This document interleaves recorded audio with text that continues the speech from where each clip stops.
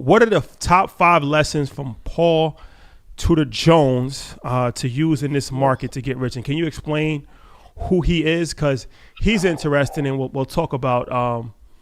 But can you explain to who he is and some of the top lessons? Yeah, Paul Tudor Jones is Rashad. I promise you, I'm done stressing you this year. So. I'm gonna run can we turn everything. Ian's mic up? They're saying that Ian's mic is low. Is that possible? Let me know. Yeah, we could do that. Can we do that? Yeah. Better now? Yeah, guys, you just talk and we got you. Okay. Paul Tudor Jones, he is the Michael Jordan of futures trading. So in 1987, when the entire market fell apart, he made a killing. He's been making a killing ever since then. Everyone go Google what is Paul Tudor Jones' net worth and put it in chat. At one point, he was making $30 million a month for his company. But he's really great in these down cycles. We'll talk about King Griffin later.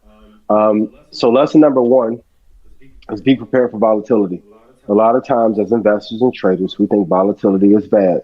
Volatility is great if you know how to use it. Number 2, you got to stay focused on the big picture. So even though we know that the market is going to drop, I called it 6 months prior to, you can really get high off of making gains, off of shorting, but you have to know when to reverse out.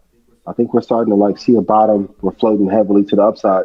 So once your trades are done, let's say you're doing puts or you're shorting futures to the downside, and another account, you have to have your long-term portfolio to make sure that the market is going up in your favor. So you swing trade to the downside, but invest for the long-term on the upside. So ideally, you want to be in a position where you can make 500% to 1,000% shorting short-term, and then over 5 years, hit 1,500 to 2,000% in your long-term and win in both markets. Number 3, never try to predict the market, but always go with the predominant direction. I think a lot of times people get so caught up in trying to guess where the market is going to go, opposed to being in flow with the market. You should be able to look at any chart in 5 seconds and say, this is going up. Delta Airlines, it's going to slide down. CCL popped up, but it's going to come back down. Number 4, one that he doesn't talk about a lot in a down market like this, your target should be 100 to 500% return on investment. So if the market is sliding down when everyone is panicking, you should be going nuts looking for opportunities in which you can get 100 to 500% returns. And some of you have done that at Red Panda, some earners have done it. I'm incredibly proud of you guys. And number 5, use leverage carefully. Leverage can hurt if you don't know how to use it. But if you have a high win ratio, let's say you win 80% of your trades for every dollar you put into the market on your swing trades or day trading account, if you're getting 5x, 7x, it's then to use the capital, use some leverage, trade bigger size so you can hit bigger gains. And then that way you'll be able to make more money in a down market and take advantage of these once in a lifetime opportunities. So those are the 5 biggest lessons I've taken away and implemented from the MJ of futures trading, Paul Tudor Jones. Can I throw a bonus in there? Absolutely. This is something that was great. Those are all great. And just reading up on Paul, I see a lot of people in YouTube putting up his that 7.5 billion. That's impressive. But one of those things, and this is something early on in trading that I even had to learn, was decrease the trades amount when you're not doing well. Absolutely. Decrease your trade amount when you're not doing well. A lot of times we'll get into trades and it's not doing well, and we'll say, all right, well, I'll average down, but I'll average down with more money, right? Because I want to supplement for what I just lost. When it's not doing well, decrease the trade amount let it go. And decrease how many times you're trading. Absolutely. It comes with the discipline of trading. And so if you're not doing it, it's like, what does that even mean? But it's one of those things, and when you're doing it, it's just kind of natural. Like when you see loss, you're like, I need to get gains. I need to get gains and I need to get them quick. But the best offense a lot of times, like Shadi says, is your defense. And so when you see that, you're not going to put in a large amount, right? Or even when you're doing well, this is the reverse side of it. When you are doing well, you invest small amounts until it's proven wrong. And step back. Right? Until it's proven wrong. Yep. Invest small amounts. There's nothing wrong with 5% gains, 6% gains. Invest small amounts until you're proven wrong or until you start to see retracements or you start to see reversals. It's okay. This is part of being patient, and it's part of being a smarter investor. And so they're learned skills, but we're telling you this because obviously I've been through it, and so hopefully you don't have to go through it. That was just a little bonus for you.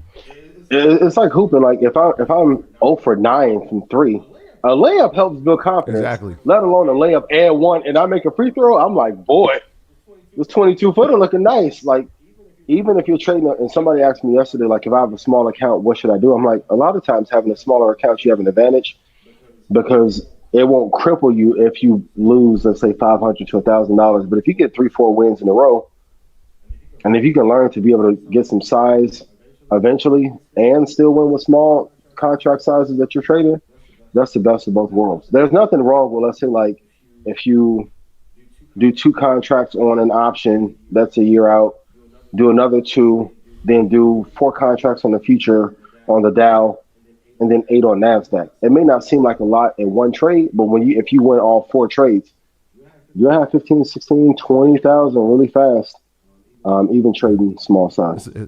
That basketball analogy is perfect. The other one is the baseball analogy, right? Like, do you want to win the batting title, or do you want to be the person who strikes out and hits 40 home runs?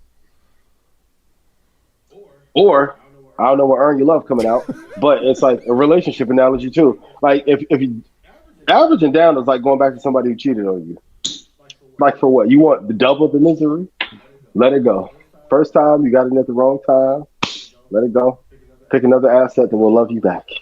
Please. Another asset that'll love you back. I like that. Another like asset. Very important. I like that. Mm-hmm. Very important. Very important. Boy. Okay, let's talk about this.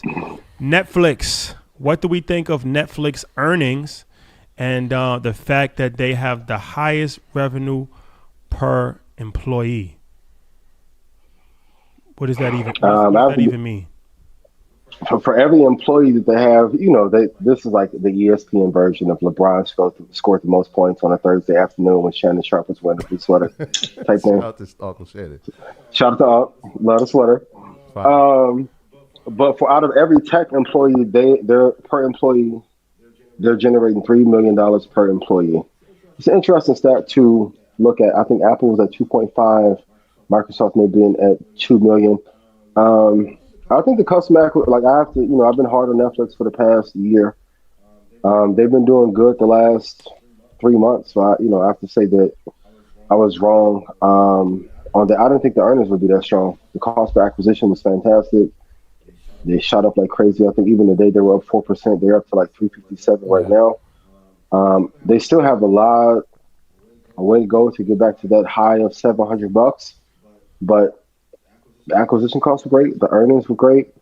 If they can get that debt structure down a little bit, maybe a viable buy over the next couple of months. But yeah, they did great on earnings for sure. I think one of the things that kind of shocked everybody and shocked Wall Street because their estimates were way off was the amount of paid subscribers. So they had 7.6 million paid subscribers in the fourth quarter.